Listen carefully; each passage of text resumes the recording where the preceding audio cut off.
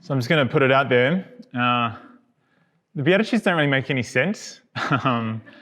Particularly some of them, particularly the ones that are the challenging, the struggles, when we're persecuted, when you're mourning. I don't really feel happy in those moments. I don't know about you.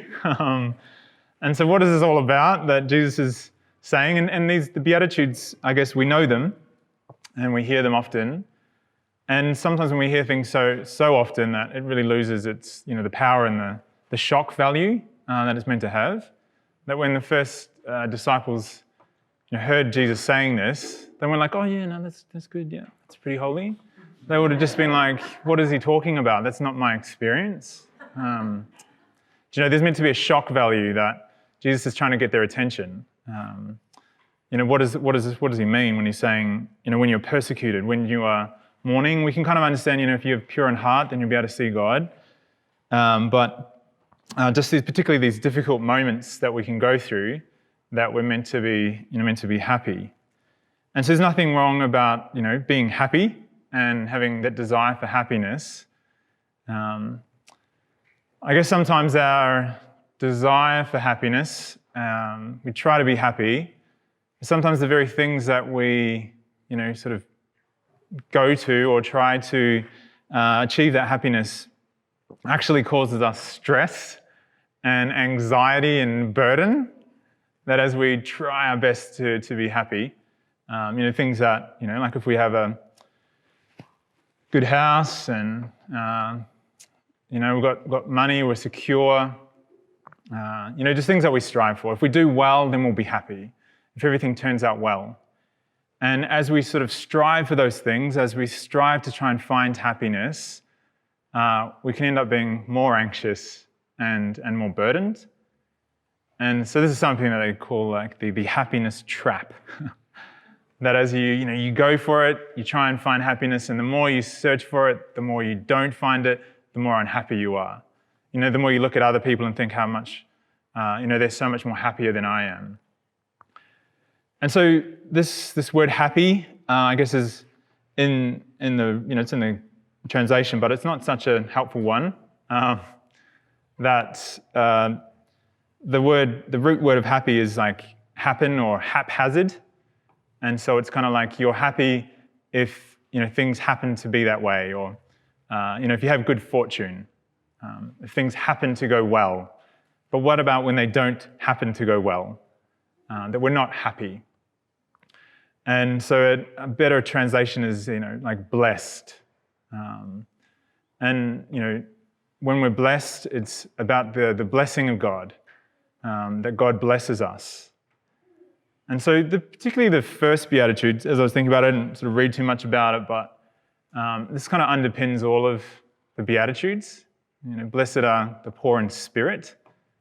And when we talk about the word spirit, when we're talking about it as, human beings, that it's really about, it's relating to God, and we talk about spirit.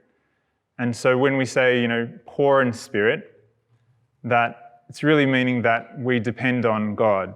Everything that we receive is a gift from God. Everything that we are is a gift. And so when we're poor in spirit, that we're able to see that it's not our own efforts, our own striving that makes us blessed. It's the action of God. And so when we're poor in spirit, then we're open to God's blessing. That we're able to, to see everything as a blessing from God. So it's nice. But it's still very hard to accept that. But this is what it is to live in the kingdom. I think why these ones are so difficult for us to understand is they don't make sense. And that when we do experience a joy, when it's meant to be mourning, when we are persecuted and we actually experience a joy, that doesn't make sense. It's not like natural. That there's something supernatural happening if we experience that. And if we are able to experience that, then we are living in the kingdom. It doesn't make sense. Because people strive they're striving for happiness, they're striving for the kingdom. They may not call it the kingdom, but the place where they're forever happy, where we don't have to suffer anymore. And so this is deep within us. God has planted that in us, a desire for true happiness, true blessedness. And so to look to one of the saints, we're celebrating all the saints, but St. Ignatius Loyola, I find this really helpful for myself, but also when training the brothers. And we often look at this on a retreat. So a 30-day retreat, which we all get to do eventually, for 30 days for quiet and peace, and also lots of challenges and struggles as well. But at the very beginning of the retreat, that St. Ignatius would, an exercise that he would give to his brothers, is called the first principle and foundation. And so it's really the beginning point, the foundation that we build everything on. I know lots about foundations, building houses with my dad, and particularly in Christchurch with all the foundations, a few years back being all shaken, that it's so important to have a strong foundation, that everything is built from that. And so he says that the goal of our life, it's nothing too complex. The goal of our life is to be with God forever. And that he has made us out of love, and he wants us to be with him forever. And so all we have to do is to respond to that, to be able to respond to God's invitation, God's call for us to be with him forever. And what I found helpful in this first principle and foundation is that he goes on to say that it doesn't matter if you have health or sickness, if you are wealthy, if you are poor, if you succeed or if you fail, if you have a long life or a short one, that everything that happens to you can be used to draw you closer to your goal. So I see how this kind of links in with the Beatitudes, that no matter what happens to us, if the purpose of our life is to be with God forever, and we have to kind of hold things in a balance, that no matter what happens to us, even the bad things that happen to us, as long as they're used towards the goal, then we can experience that blessed life. I think even more so in those moments that are difficult. That if we are able to trust God, to surrender to him in those moments, and sometimes they're a bit longer than moments, they go on forever. They just keep on going, these struggles that we can have. But if we are able to surrender, and I'm saying this as if I do it all the time, but I find it hard as well, in those times where it's very difficult, if we are able to surrender and trust God, that's the secret to the saints. That's what allowed them to get into heaven. Because ultimately they were able to trust and completely surrender to him. And you read the lives of the saints and they say how terrible they are. And we just think, they're just being humble. But they know their own need for God. They know that they need him.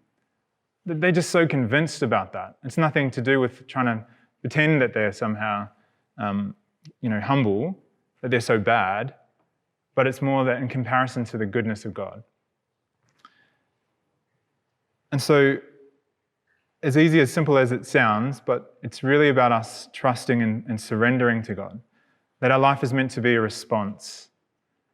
And so we can experience a blessedness in times of mourning, in times of loss, in times of persecution.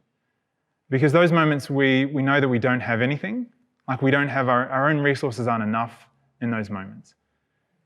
To be able to trust and surrender to God, because it's a real prayer, it's a real trust. It's not just a nicety, but it's coming from the depths because we know we don't have anything else.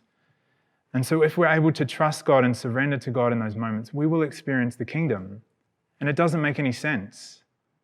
It's not natural because it's the grace of God. It's the blessed gift of God that we're given in those moments. We're also given those moments in the good times. They're a little bit more obvious in those moments. But particularly in the struggles, in the difficulties of life, that if we are able to surrender to God, and even that is a grace, to be able to surrender, help me, Lord, to surrender to you because I don't even want to. And when we come to the end of our life, what will make it a happy death is where we're able to actually let go. Let go, not in give up, but to let go and trust ultimately in God's goodness. That'll be the most difficult moment. No matter how difficult our lives have been, that if we're able to surrender to Him and trust Him, knowing our own faults and failures, if we surrender to Him, then we will experience the full kingdom, that we will be welcomed into heaven. And the angels and saints who've been praying for us, the joy that they will have as we walk into the kingdom. As we walk into the fullness of life that God has for each one of us. No matter how broken we are, no matter how many failures we have in our life, because those failures can even be the means to our entering into heaven. Because we know that we don't have what it takes. We know that the goodness of God, His mercy for us, that we can have a confidence and know the blessing that it is to have a relationship with God who loves us, who is merciful to us. And as we surrender and accept His mercy and His goodness, then we will experience the blessed life. We don't have to wait till that last moment, that we can begin that now. No matter what is going on in our lives, that we can trust in the goodness of God, in the blessing of God, and we can really know the Beatitudes, that these experiences that can seem so confusing make sense because of the goodness of God.